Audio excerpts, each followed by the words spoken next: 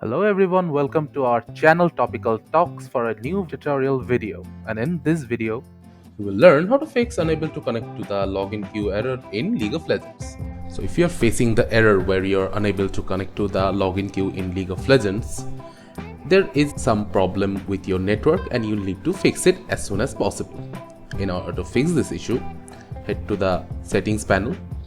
So in the search panel, type settings, then click on open.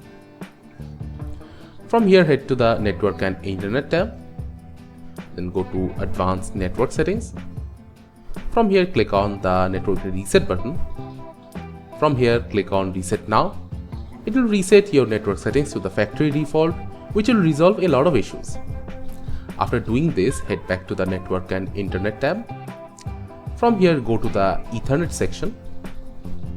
Under the DNS assignment tab, click on the edit button. From here, select preferred DNS to be the DNS of Google. So it will be 8.8.8.8 and the alternative DNS will be 8.8.4.4. Click on save and exit. After that, head to the search panel again. Then search for command prompt. Then click on open. From here, type ipconfig /flush DNS, then hit enter.